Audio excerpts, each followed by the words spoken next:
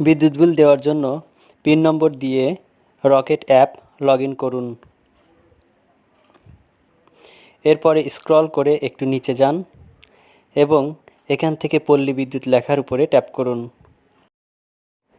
এবার SMS account number বক্সে পল্লী বিদ্যুতের SMS অ্যাকাউন্ট নম্বরটা দিন।